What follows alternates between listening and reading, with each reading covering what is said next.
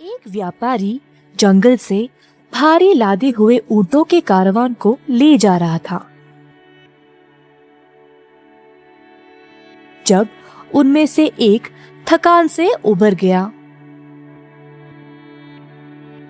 इसका भार दूसरों पर डालकर निकलना पड़ेगा। इस आलसी प्राणी को हमें देर नहीं करने देना चाहिए।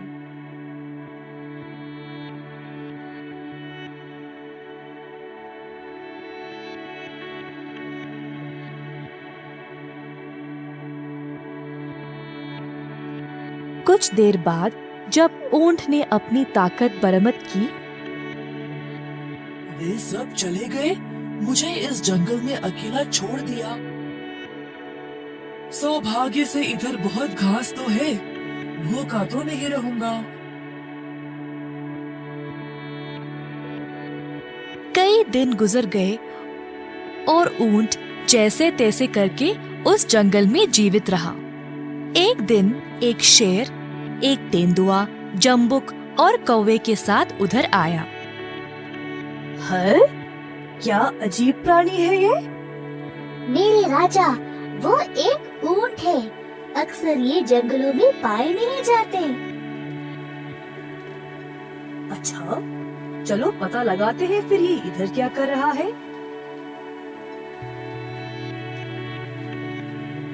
जब ऊंट ने अपनी कहानी सुनाई तब अफसोस, तुम्हारे साथ बुरा हुआ। अब तुम्हें चिंता करने की आवश्यकता नहीं है मेरे दोस्त। आज से तुम मेरी सुरक्षा में हो। चलो हमारे साथ। तो ऊंट शेर के घेरा में जुड़ गया और खुश था कि उसको एक शक्तिशाली साथी मिल गया।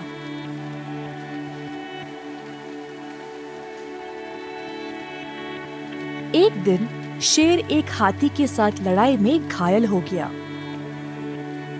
उसको अपनी गुफा में शरण लेना था और कई दिनों तक बाहर नहीं निकला। कौवा, तेंदुआ और जंबुक भोजन के लिए शेर पर निर्भर थे। आज भी कोई शिकार नहीं। ऐसे तो हम भूखे मर जाएंगे। कितना निराश लग रहे सब। मेरी सेहत को लेकर चिंतित होंगे। काश मैं उनके लिए शिकार ले आ सकता।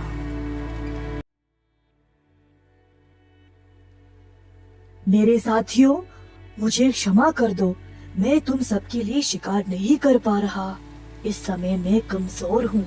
जब तक मैं ठीक नहीं हो जाता, तुम लोगों को अपने आप कुछ न कुछ करना पड़ेगा। ये क्या बोल रहे हो महाराज?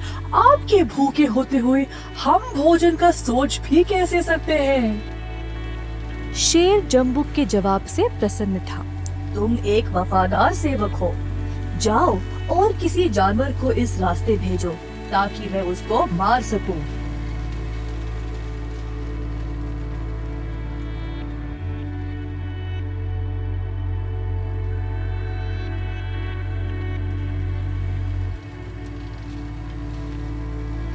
जंबुक और बाकी साथियों ने सारा जंगल छान मारा, परंतु उनको कुछ नहीं मिला। जहाँ से शुरुआत की उसी स्थान पर आ पहुँचे। वैसे हमें इतनी परेशानी उठाने की आवश्यकता है ही नहीं। फिर और क्या कर सकते हैं? हमारे पास ऊंट है ना, उसका मांस हम सबको कई दिनों तक आएगा। भूल जाओ, महाराज उसको कभी हानि नहीं पहुंचाएंगे। फिर भी एक बार मैं बात तो कर लूं।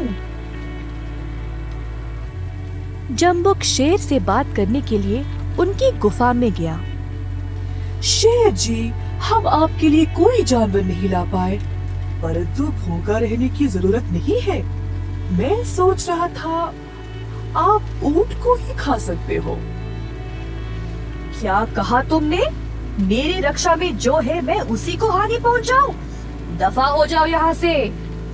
नहीं नहीं, मुझे आप गलत ना समझे। मैंने केवल आपकी खुशहाली के बारे में सोचा। हमारा जीवन आपके सामने कुछ है ही नहीं। मुझे पता है मामूली समय में ऊंट को चोट पहुंचाना बहुत गलत होगा, परंतु अगर वो खुद अपने आप को आपके लिए त्याग कर दे तो फिर आप पे कोई दोष होगा ही नहीं। शायद तुम सही बोल रहे हो। अगर ऊंट अपनी मर्जी से सामने आएगा तो मैं उसका त्याग स्वीकार करूंगा। शातिर जम्बुक जल्दी अपने दोस्तों के पास आ पहुंचा, जहां पे ऊंट भी ठहरा था। मेरे साथियों, हमारे राजा भूख से मरने वाले हैं। चलो हम उनसे विनती करते हैं कि वह हम में से किसी एक को खा ले। इतना तो कर ही सकते हैं। सब जानवर शेर के पास आए। क्या हुआ दोस्तों, कोई शिकार मिला? नहीं महाराज, हम शिकार नहीं कर पाए। कृपया आप हम में से किसी को ही खा ले।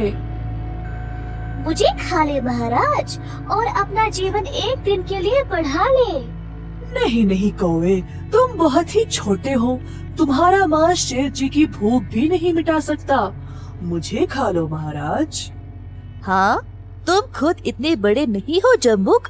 महाराज, आप मुझे स्वीकार करें। ऊंट ने सोचा। सब लोग ने अपनी जान को आगे रखा, परंतु शेर ने किसी को भी हानि नहीं पहुंचाया। मुझे भी प्रस्ताव रखना चाहिए, शायद मेरी रक्षा भी करेंगे। ऐसा सोचकर बेचारा ऊंट आगे आया। नहीं तेंदुआ, महाराज तुम्हें कैसे खा सकते हैं? तुम दोनों एक ही परिवार के सदस्य हो। मुझे खा ले महाराज। ऊंट की पेशकश को एक भयानक मौन द्वारा स्वागत किया गया, जब अचानक, मैं तुम्हारा प्रस्ताव स्वीकार करता हूँ महान ऊंट। क्या? और इससे पहले कि ऊंट अपने झटके से निकल पाए,